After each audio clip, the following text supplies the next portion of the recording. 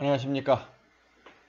배구 매거진 돌파리입니다. 예, 또 두 번째로 또 인사를 드리게 됐네요. 오늘 다루고자 하는 것은 김호중 대 쌍둥이, 과연 무엇이 같고 무엇이 다른가? 그리고 고예림은 또 뭐냐? 라는 주제로 약간 짧게 다뤄보려고 합니다.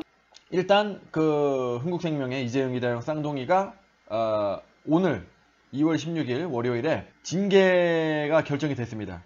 예, 흥국생명 구단 측에서의 징계는 무기한 출전 정지, 배구협회에서 하는 거는 국가대표 무기한 자격 정지. 합당한 처벌이라고 봐야죠. 중징계에 해당이 된다고 생각이 되고요. 배구연맹은 프로배구 코보 연맹에서는 징계가 안 나왔습니다. 징계를 하기도 애매한 상황이죠. 예, 이론적으로. 왜냐면은 연맹이라는 것은 프로에 가입한 선수들부터 판단을 하고 처벌을 내릴 수가 있는데 중학교 때 발생했던 학폭 사태 아닙니까? 그러면은 아직 프로 배구 연맹에 소속되기 전이란 말이죠. 본인의 조직에 소속되기 전의 일을 가지고 그 조직의 규칙대로 처리를 하기는 힘들거든요. 근데 배구협회는 다르잖아요. 배구협회는 중학교, 고등학교, 실업팀, 코보 이런 거를 총괄해서 그 중에서 국가대표를 선발하고 대회 일정을 조율하는 그런 가장 상위에 해당되기 때문에 옛날에 중학교 때도 배구협회에 소속이 돼 있던 겁니다. 그러니까 징계를 내릴 수 있는 겁니다. 자, 그런 식으로 좀 정리를 해봤고요. 이 영상 제목이 되게 특이하다라고 생각들을 하셨을 것 같아요. 김호중은 가수고 이재영, 이다영은 배구 선수인데 무슨 상관이냐? 학창 시절에, 철없는 시절에 폭력을 사용했다는 공통점이 있습니다. 그런데 현재 행보가 다르죠? 행보가 달라. 자, 이렇게 생각하실 수가 있어요. 이재영, 이다영은 중학교 때 폭력을 행사하고 친구들을 괴롭히고 이런 식으로 했단 말입니다. 그리고 이제 고등학교 때부터는 그런 일이 없었던 것 같아요. 지금 정황상 중3 때 전학을 갔거든요. 원래 진주 쪽에 있는 중학교를 다니다가 중3 때 전학을 갔는데 그런 설이 있어요. 이게 학교 폭력 사태 때문에 문제가 커져서 전학을 간 것이다.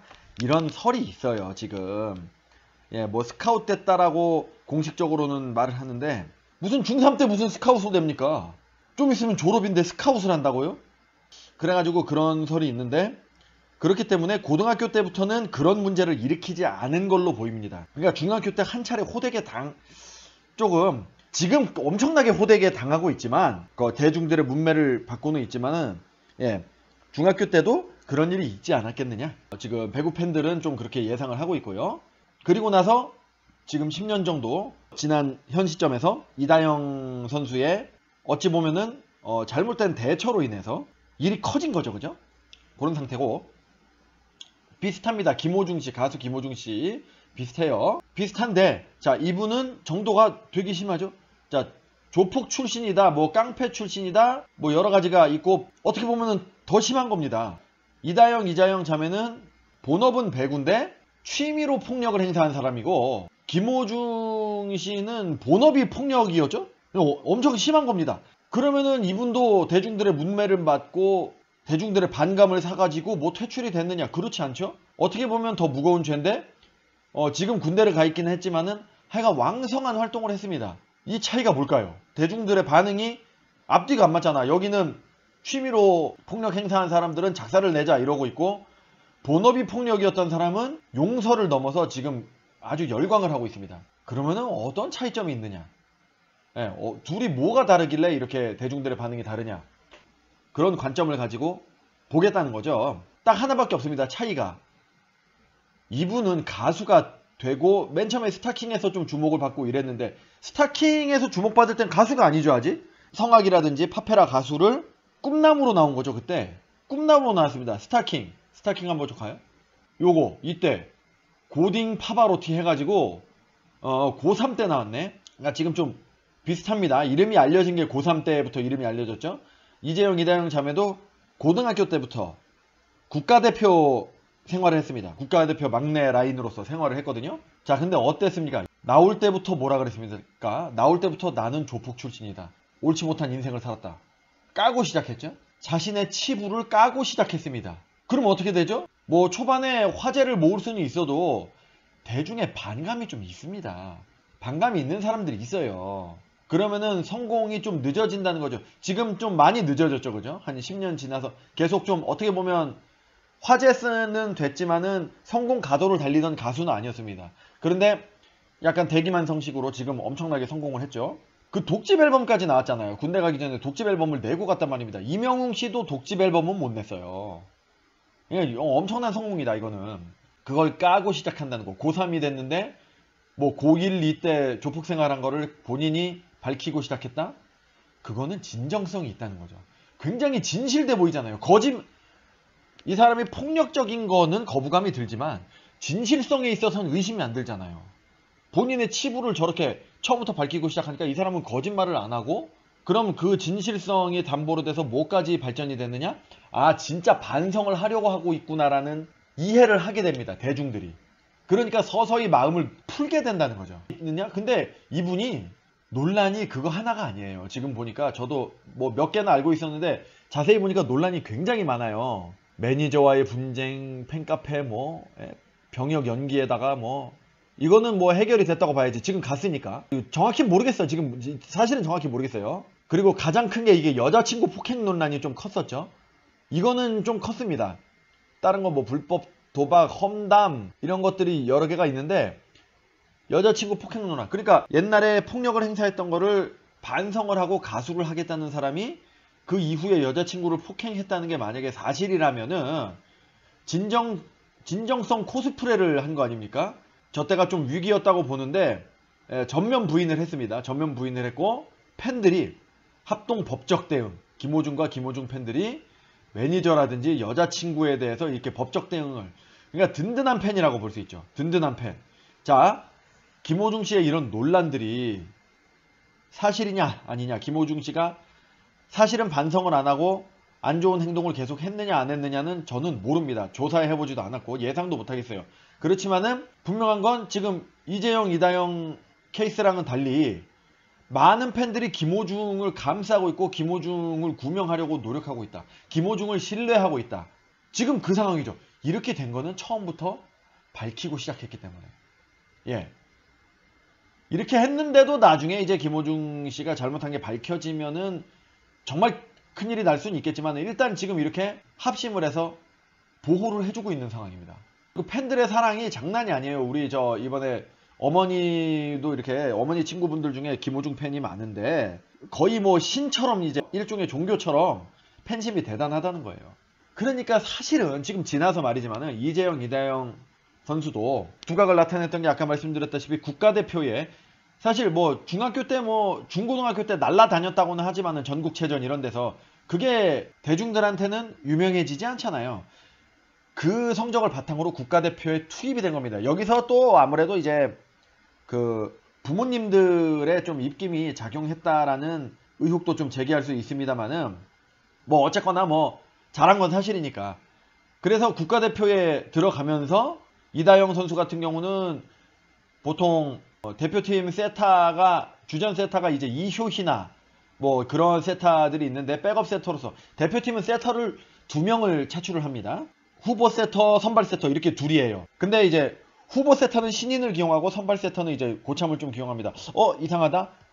아니 실력 순위거나 이제 관록 순위면은 둘 다 고참을 해야 되는 거 아니냐라고 이제 오해하실 수가 있는데 그렇진 않아요. 왜냐면은 배구라는 종목의 특성상 세터와의 호흡이 굉장히 중요하잖아요.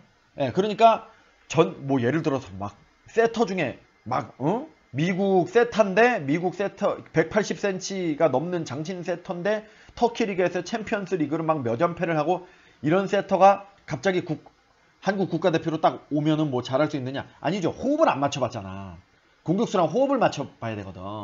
그리고 국가대표라는 거는 팀의 특성상 단기간이잖아요. 장기간 호흡을 못 맞춰본단 말이에요. 그러니까 빨리 한 명을 맞춰야 돼.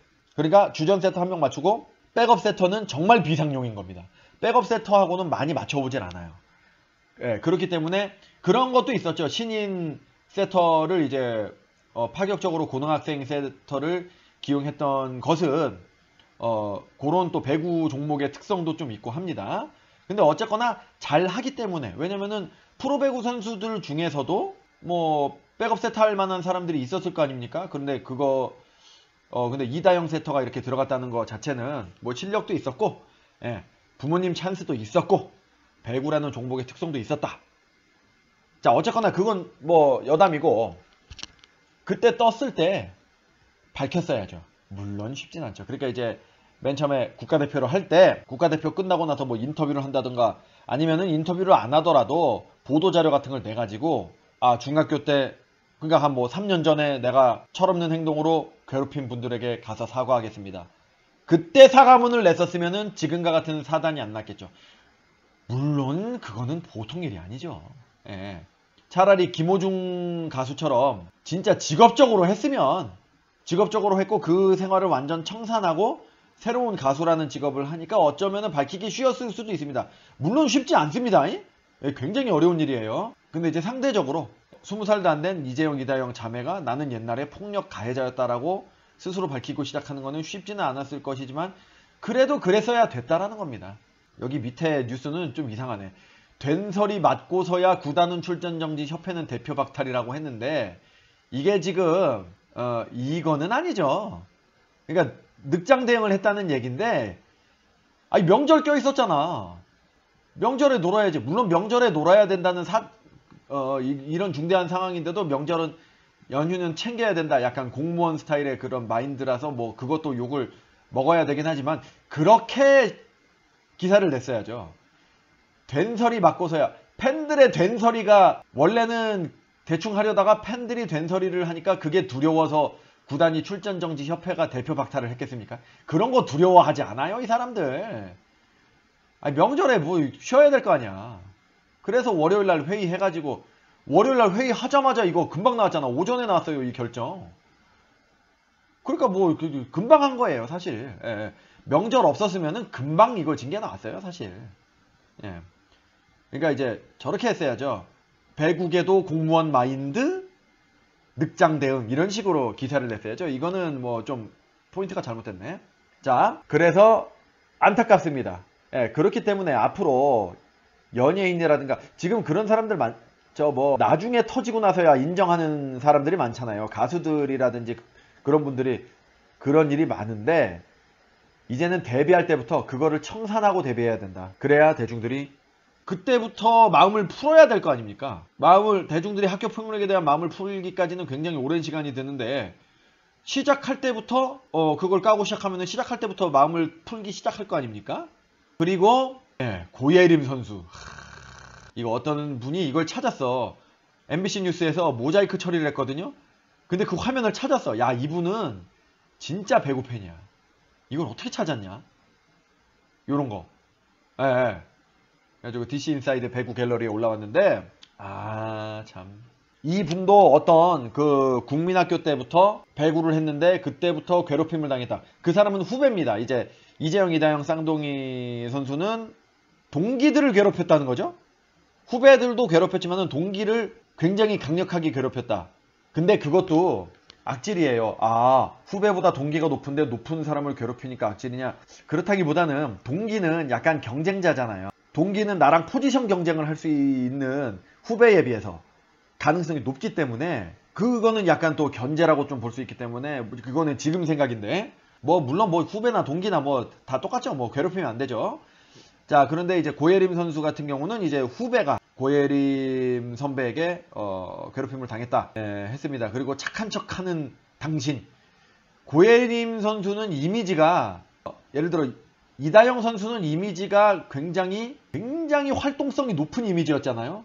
예, SNS도 많이 하고 예능에서도 굉장히 좀 심한 장난, 심한 농담 같은 것도 많이 하고 그런 거 있는데, 고예림 선수는 이미지 자체가 얌전하고 조용하고 진중하게 운동을 하고 뭐 그런 이미지였는데, 그러니까 그거를 저격한 것 같습니다. 예, 그거를 저격한 것 같아요. 착한 척하는 당신이라는 것은 그런 이미지를 저격한 것 같고요.